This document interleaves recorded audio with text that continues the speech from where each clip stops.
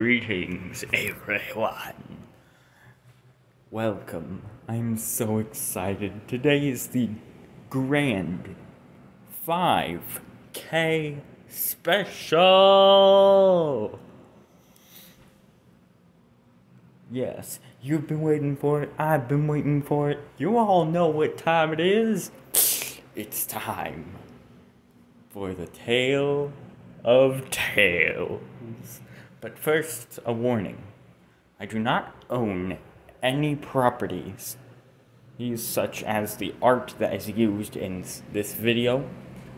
I do not own any properties such as the music used in this video or any sub-videos you might hear. I do not own any characters, animes, or cartoons of any kind.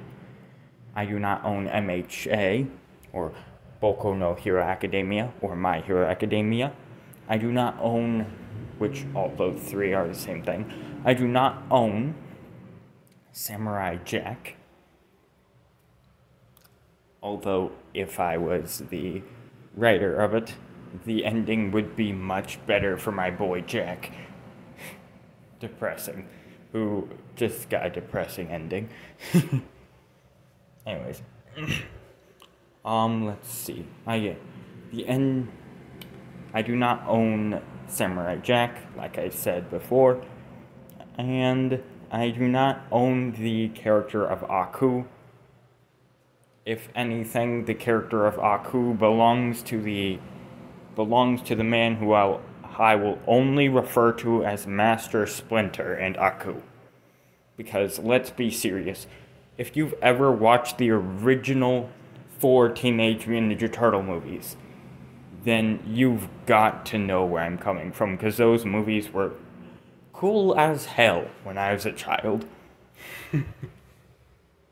But anyways, on to the video. Let the intro begin.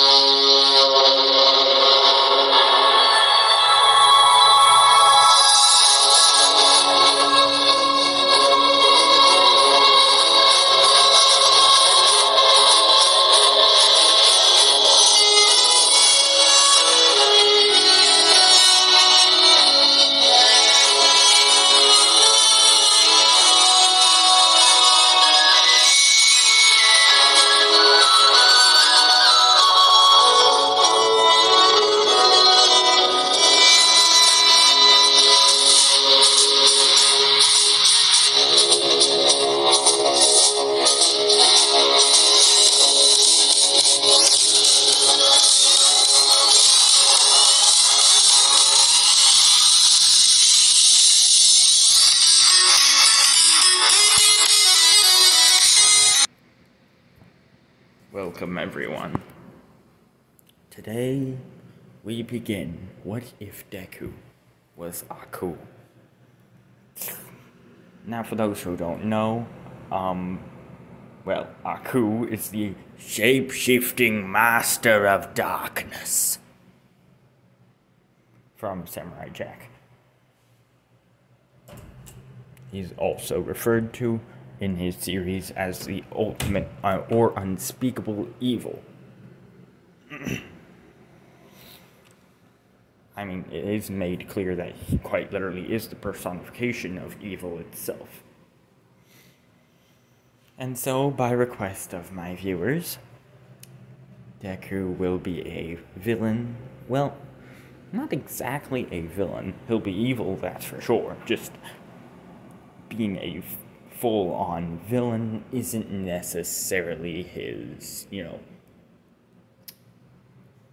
alignment, I would say. But anywho, I'll explain that later. Aku. Now I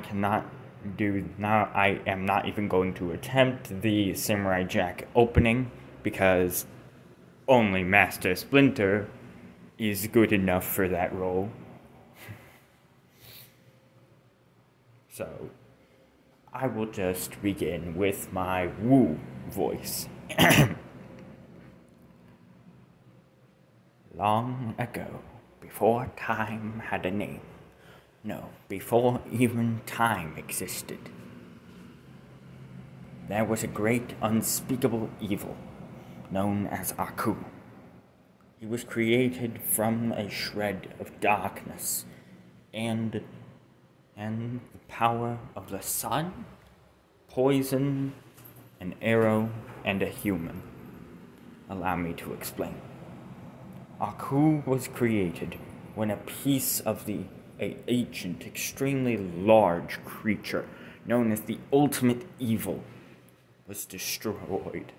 A tiny piece of it flew off into the distance and crash-landed on the earth, wiping out the dinosaurs and killing many humans. It created a black tar-like substance. One day, a couple, thousand, maybe million years later,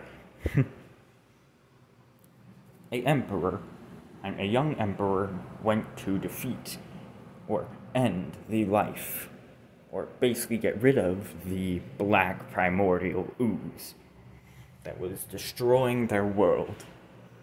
However, he lost many of his he lost all of his soldiers, but when he got to the black primordial ooze like tar,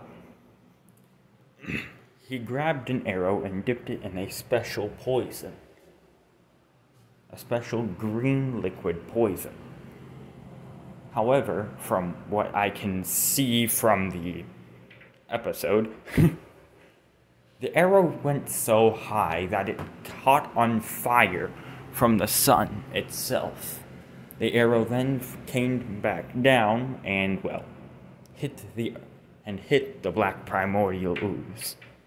However, this created essence, and in essence, a life, sentience, and a consciousness to the black primordial ooze.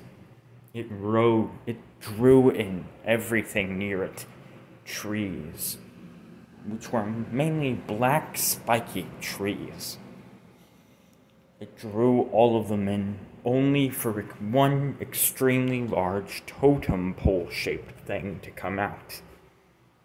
It was Aku.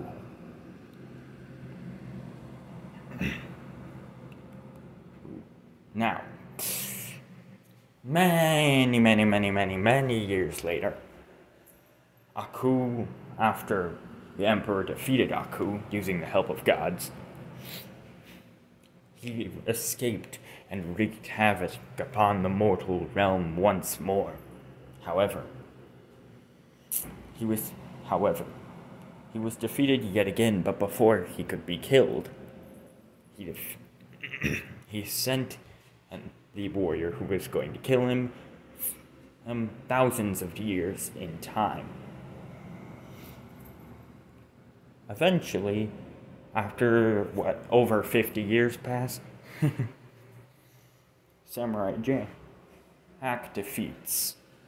eats Aku and goes back to the past and kills him, seemingly killing him. However, as we can see, what he does exactly is, well, he stabs Aku.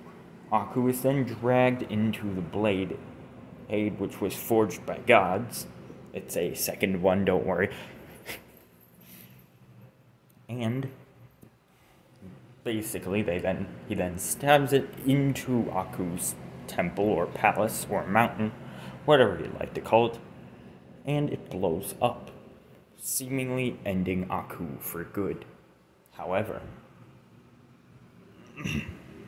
little do they know that one tiny piece of darkness, or one tiny piece of Aku, precisely one drop, still remained chained within the blade.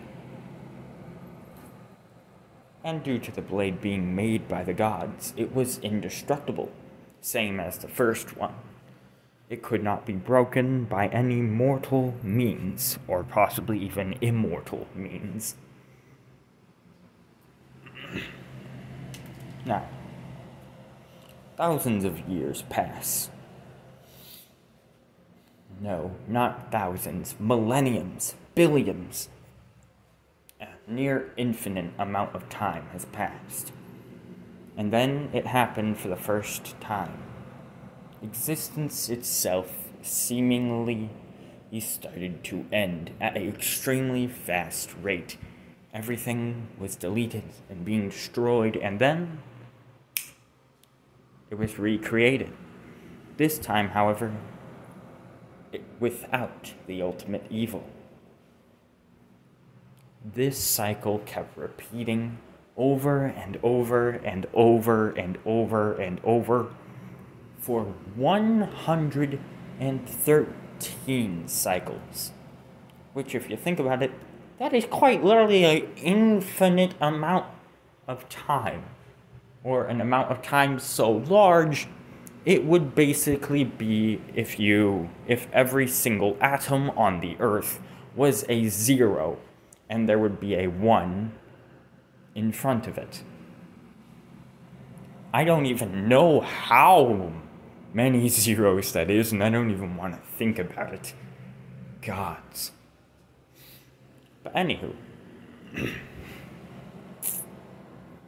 Aku was stuck, where the tiny drop of Aku left in the blade was stuck in there for quite literally an infinite amount of time, 113 cycles. And cycled 113 times. So obviously, he's bored, and what is left in there is bored and lonely and, well, hungry, starving, sleep deprived, because I don't really think you can sleep inside of a sword. Or, well, actually, no, I'm not bringing Ninjago facts. I'm not bringing Ninjago lore into this, so anyways, moving on. Let's see,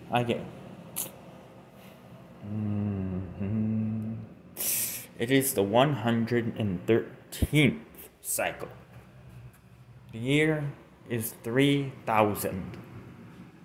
And the year is almost 3,000.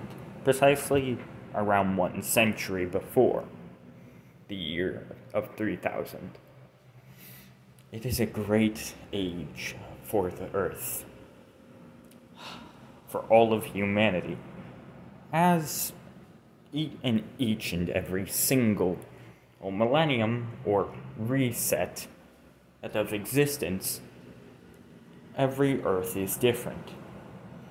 However, in this one, so conveniently happened to spawn, conveniently happened to be created right near where the first of the 113th cycles began. And what do you know? The blade fell, crashed, and destroyed the dinosaurs. However, it did not strike the Earth. It landed on its side. Hide. So, back to modern day era. MHA times. A woman named Inko Midoriya is running away. Is running. Why is she running, you might be asking? Well, quite simple.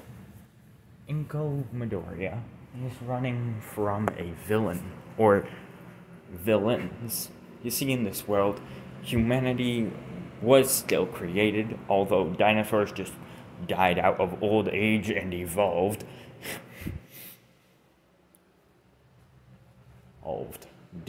Well, not old age, because obviously, like I said, sword went boom boom. In other worlds, however, the dinosaurs died out of old age and evolved, but back to Earth 113.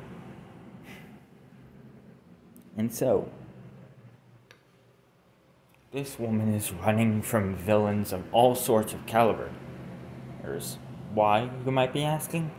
Well, she got into a relationship unknowingly with the king of all villains, All for One, a man whose ability was to take and give quirks, or whatever one's abilities were called. Basically, to humans, he was a big threat, and well, to even demigods, he'd be considered a large threat as well. He was very powerful and very skilled, filled with his quirks and quirk. However, back to Inko. She was running through half of Japan. As you might be asking, how the heck could she have run through all of Japan? Well, allow me to explain. Over a course of a few weeks, she has been moving all across Japan. Until one day, she reached Muzu-Hafu. She was in a construction site, and, well, she was running and fell into a very large hole. The villains who were tasked with bringing her back to All for One saw her fall and thought, oh shit, the boss is gonna kill us. Because no one could have survived a height from that high up. As this construction company was basically building a giant-ass hotel. And it was planned to have a basement that was 3 stories deep. Why the hell would you want a basement 3 stories deep? But anyways, they deemed that Inko Midoriya simply was not alive anymore. And so what they did was simple. They would turn to their boss and said that she ran away, and said that a random villain had killed her. This, of course, pissed the hell off of, well, All for One, and he then went and killed the villain they told him had killed his wife. However, Inko Midoriya was still... However, there was one villain who believed Inko Midoriya wasn't dead, because they had a quirk that allowed them to sense if someone was alive or not. Basically, they had a quirk that allowed them to sense and see people's lifelines. And this villain could obviously see that she wasn't dead. However, they were known for being a liar and an asshole, so no one believed them. The villain decided to find a stairwell and go back down go down to the bottom of the hole. The villain saw that Inko Midoriya was wide awake and was getting up.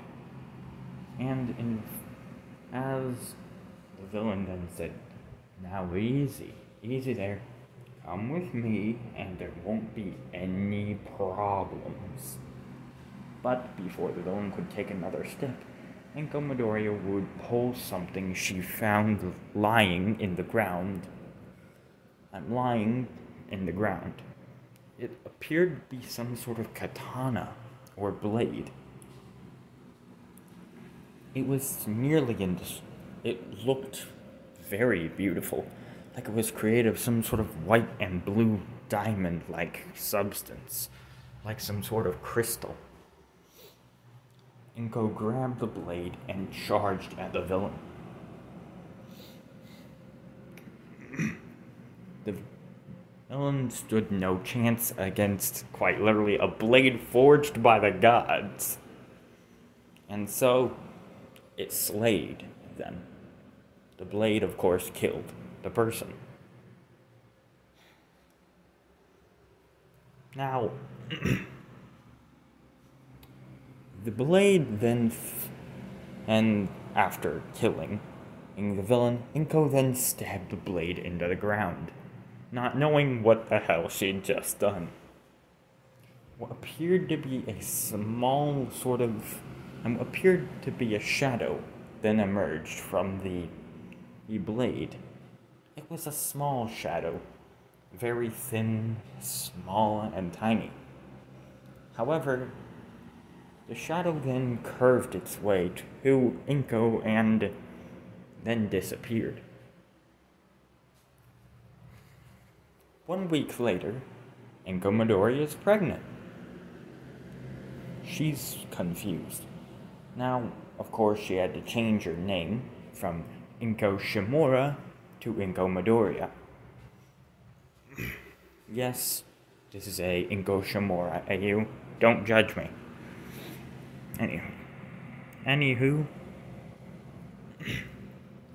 Inko Midoriya finds out she's pregnant. Confused as hell, but joyful as well. Now, she gives birth to a child who is weird, to say the least. He has black and red hair. He's most definitely Japanese, but he has a small tufts of black and red hair, along with black and green eyes, and sharp little nubs in his mouth that could be called teeth. His mom was confused as to why her child looked like this. The doctors then proposed it could possibly be the baby's quirk, but no one really knew anything else otherwise. As we go to the child's POV, or point of view.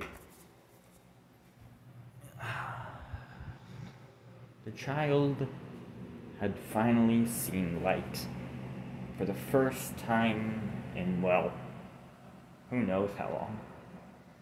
For the child opened its eyes and saw the world and saw Inko.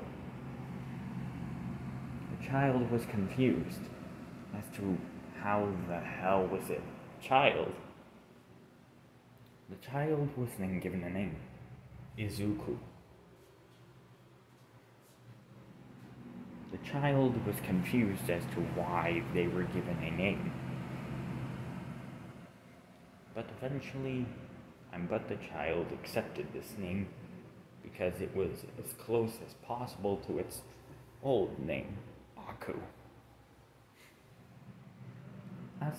Now, we reach the age of 4.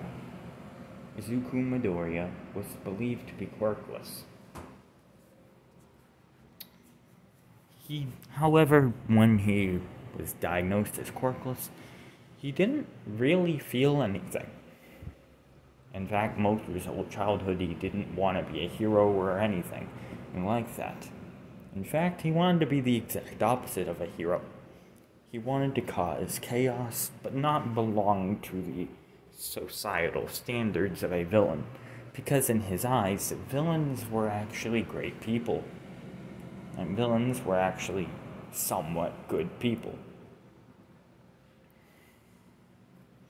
What do I mean by this? Simple. In his eyes, the villains were just normal people who were either born with powers which were considered bad, or they were just in bad standards in their times of life, which led them down those paths. So he didn't really view villains as true evil. He viewed them as anti-heroes, or anti-villains. Never a true villain or a true evil. Izuku, however, wanted to be the exact pen opposite of anything good. He wanted to be pure chaos incarnate. Sometimes helpful, sometimes not. Sometimes evil, sometimes good. While the societal standards of heroes, villains, and vigilantes were created so they could organize and put the groups of people into order. This infuriated Izuku. Why? Now you might be asking, why would something so small, like simply the order of people, upset him? Well, I'm going to explain. Izuku saw there to be little to no meaning for this organization, as he thought that Endeavor, if anything, should belong to the villains category, and people like Stain should belong to the heroes category, due to the fact that he actually has good goals in mind, and is simply just cleaving out the waste. Whereas Endeavor is extremely comparable to a villain. And so he was confused. Why are there heroes, villains, and vigilantes? But also, what is wrong with this organization? Why is it like this? And why is it, well, organized? In Izuku's mind, every single being was different, and they were different in the ways people should categorize them. In his eyes, there was no one category that could fit anyone, and more than one person in it. In Izuku's eyes, every single different person should have a single different category. And it was because of this one thing that set him on the path to chaos, to loving chaos, destruction, and madness. The complete opposite of, well, society itself, which was based off of standards, control, and order.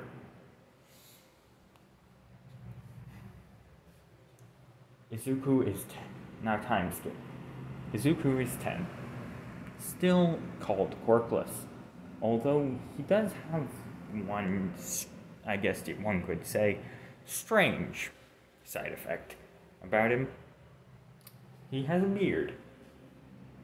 Not a very long one, and it's kind of like Endeavor's. Except instead of it covering his whole face, it's just his chin. And what do I mean by it's like Endeavor's? Well, it's made of fire. Which confused many people because he was quirkless. And then it was thought that maybe he isn't quirkless, and that the ways they've been testing people to see if a person has quirks or not is just outdated. Everyone except Bakugo everyone except the boy named Katsuki Bakugo was certain that such was the case. Katsuki, however, was, well, raised as a child to believe that if you had a quirk, you were better than everyone else, and if you didn't, you were the lowest of the low, and a quirkless person should never have any type of power or place in the world. As he then said, you're just as he would then start calling Deku a freak and a monster. However, this didn't really affect Izuku, as one day instead of being angry, he was annoyed that someone as weak and inferior to him as Bakugo would dare be in the presence of the almighty Izuku. And so, in his rage, in his annoyance, Izuku's arm sort of changed. What do I mean by this? His arm turned completely black. Vanta black even, which is the exact opposite of light and color. His arm turned Vanta black and clawed, and kind of like rubber, it stretched all the way to Bakugo's face, as he then grabbed Bakugo's face and began throwing him around the room like the Hulk. Hulk throwing around Loki. Except imagine the Hulk has Luffy's powers. Oof. Yeah. After giving a brutal beatdown to Bakugo, Izuku simply carried on with his life. However, in his lifetime, Izuku discerned that if he wanted there to be chaos and destruction, along with collapsing all of society's standards and, well, gaining control of said society and making it into what he wanted, he would have to get rid of one threat. UA. Or the entire hero organization, as well as villains and well, vigilantes. As in his eyes, the people with, anyone with a power, while insignificant to him, they could still pose an annoyance to him. And so, this pissed the boy off. Now, eventually, he discovers that he has the ability of shape-shifting.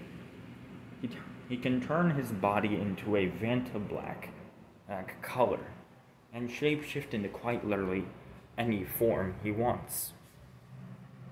A dragon, a squid, a snake, a manta ray, even an entire swarm of arrows. He also figured out that he had the rare ability to actually be able to absorb attacks. What do I mean by this? Simple. He had the rare ability to absorb people's attacks and blast them back out.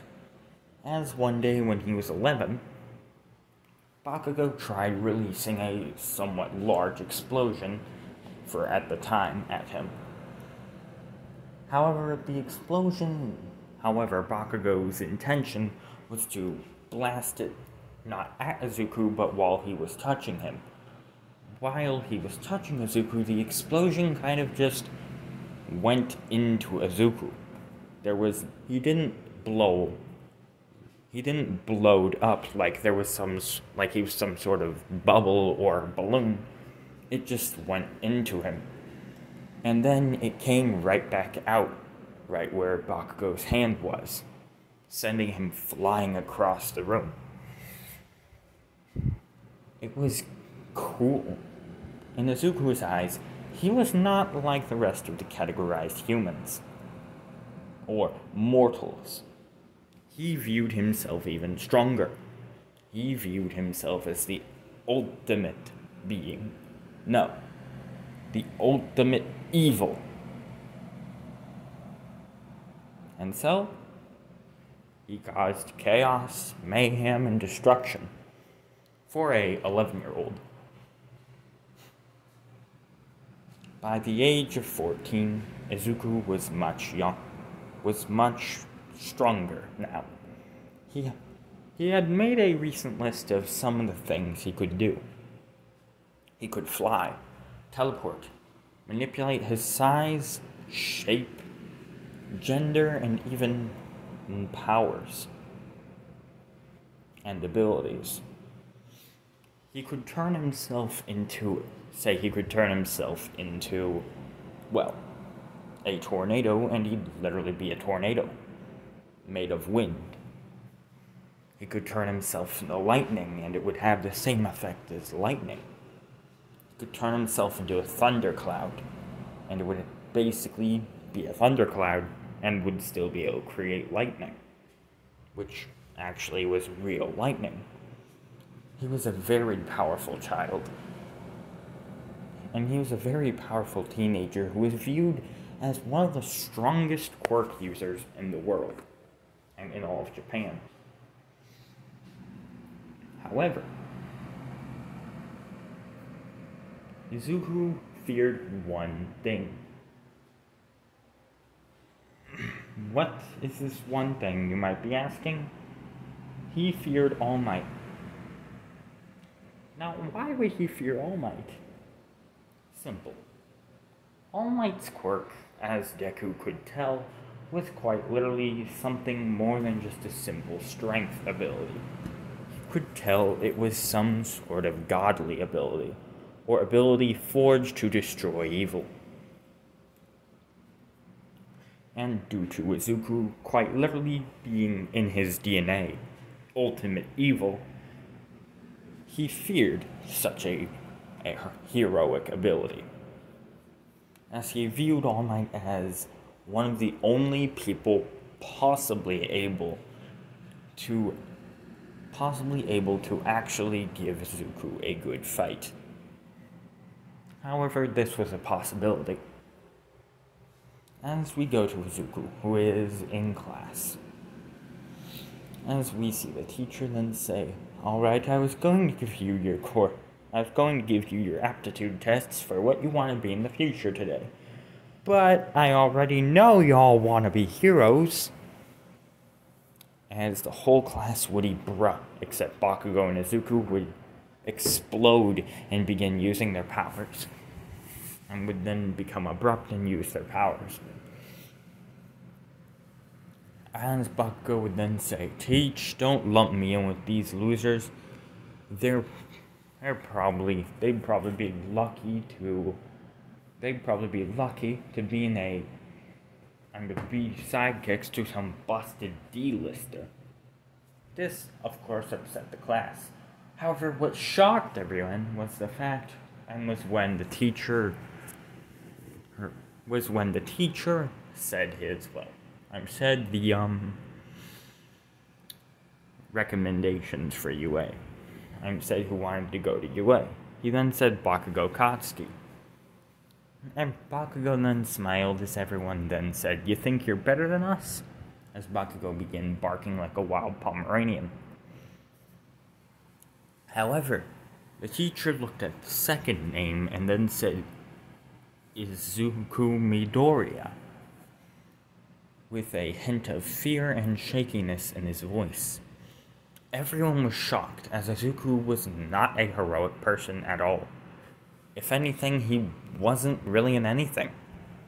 He wasn't a hero, a villain, or a vigilante. He was just Izuku. And Izuku was just not anything. He was basically an anomaly in the class, and in half of Japan.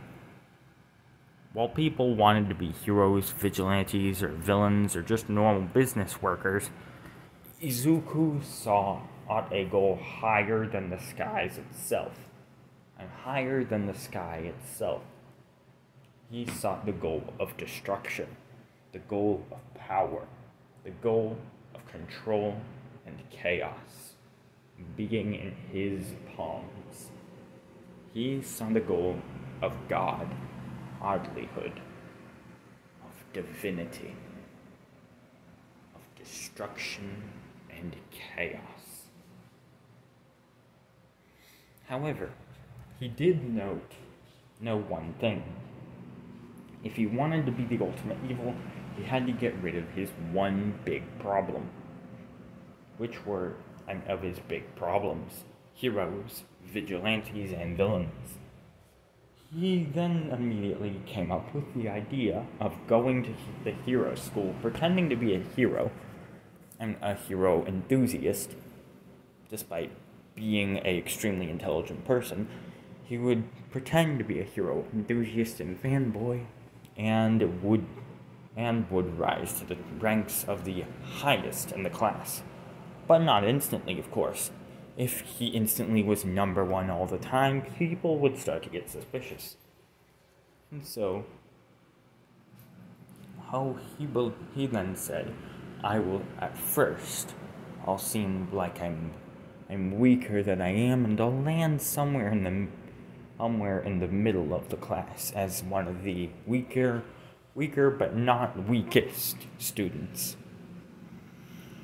As he then said, and let's see, and as he would then begin thinking of 3,700 different ways how his plans could come to fruition. But he also came up with over 100 different ways how his plans could be stopped.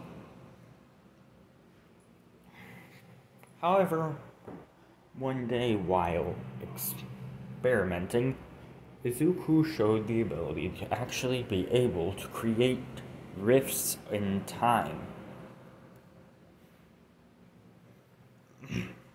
Well, as one day, when Bakugo was being a bit of a douche more than usual, and annoying Izuku more than usual, he simply pulled a Dio. Basically, he created a pocket of time where Bakugo was walking up a staircase. The only problem was, every time he'd take a step, he would land right back at the bottom of the stairs. If he tried walking away from the stairs, he'd land right back where he was at the bottom of the stairs. If he tried going off to the side of the stairs or running away, he'd land off right back at the bottom of the stairs. Izuku did this for Bakugo for a whole hour and laughed his butt off about it. However, of course, Izuku kept his whole ability to rip open time and create rifts in time a secret. Because, if you told your teacher, I can send you back in time to before the dinosaurs existed, well, I don't feel like you would. I feel like it'd be considered very suspicious. As we go to Izuku, who began walking away from school. Of course, he saw Bakugo being an ass like normal and was walking away. However, he was grabbed and being strangled by what appeared to be a slime villain. This annoyed and infuriated Izuku, as he then immediately thought, does this puny mortal even have a grasp of the idea of who I am? As in pure rage, Izuku would create a very large weapon using his arm. In other words, he would turn his arm into quite literally a warhammer, as he would begin splattering the villain all across the alley, as he'd then say, do not annoy me again, as he would then begin walking away. However, we see Bakugo. However, later, after All Might basically traps the villain in a bottle, he would not lose it by Izuku grabbing onto his legs, but instead, All Might would lose the bottle for forgetting to pick it up.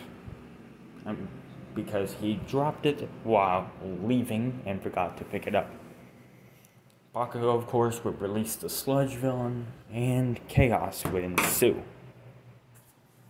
Izuku would see what was happening and immediately thought, this is my chance to fool some people. As his body would then turn Vanta black. His entire body, even his hair and beard and eyes. However, while his body was Vanta black, out of it would then appear metal. The metal would then begin shifting and shaping itself. Now you might be asking, how the hell can he do this? Well, allow me to explain. Izuku's ability basically works like this. If he's absorbed something before, it's forever part of him and he can use it at any time he wants. So one day, he decided, what if I simply absorbed this steel beam in the foundation of this old woman's home? He absorbed the steel beam, the old woman's home kind of went kaput, crushing the old woman, of course, and he gained the ability to, create or spawn metal from his body. So yeah, oof.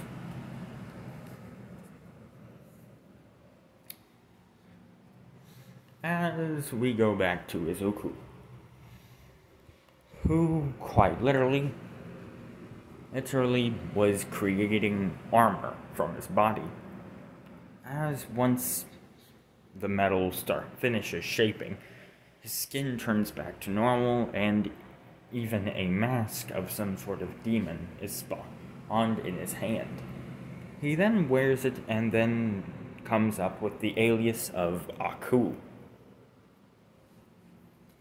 with a question mark at the end and which would, of course, confuse the bullshit out of people.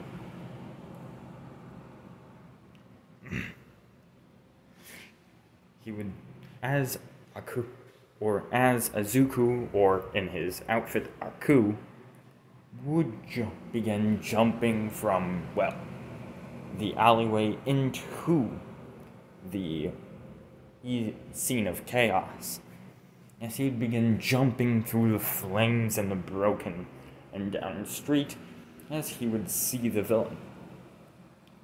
He would then begin spinning his blade around and would begin chopping everything in half,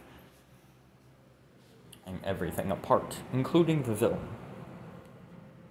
However, despite his urge to get rid of the annoying Bakugo once and for all, he made sure to cut a round Bakugo and not cut Bakugo, despite how much he wanted to. He then summoned a large fireball out of his hand and threw it at the sludge film, disintegrating it entirely. Not capturing the villain, but killing them. As Aku would then go up to Bakugo, and his eyes would be glowing a terrifying jade green.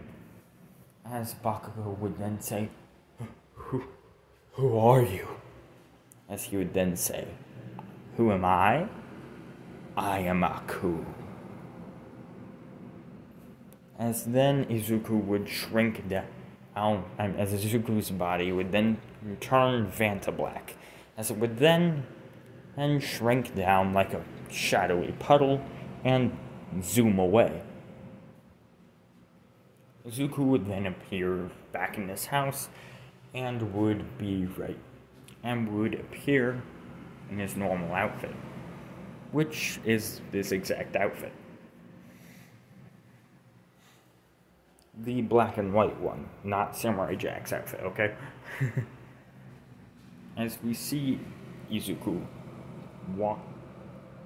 walking down the stairs, he then says, Hey Mom, you alright? Inko then says, Of course I am, honey. How is school? As he then says, same old. Ugh, annoying as hell. She then say, I see. As she'd then say, Do you want some katsudan? As he'd then say, Sure. As the two would then eat. Now, out of all the humans existent, Inko is probably one of the only humans Izuku actually tolerates and sort of likes.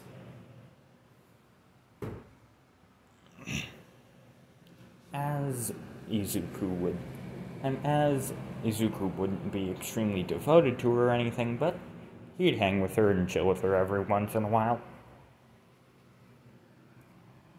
As we go to somewhere far away, off-world even,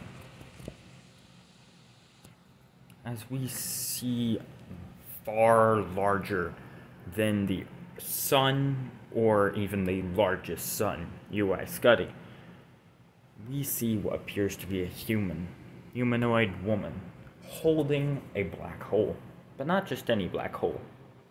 This black hole is a supermassive black hole known as TON 618. It is quite literally the largest black hole existent, or that humanity knows of. It's so large that UI study is simply a atom or speck of dust compared to it. So yeah, it's a very large black hole. As we see this woman holding it in her hand, as in her other hand she creates what appears to be a photo of sorts. As she then says, Aku, the legendary darkness itself. Finally, after 113 extremely annoying resets of existence, you are finally free. Yes. As she would begin smiling like the devil. As she didn't say, but,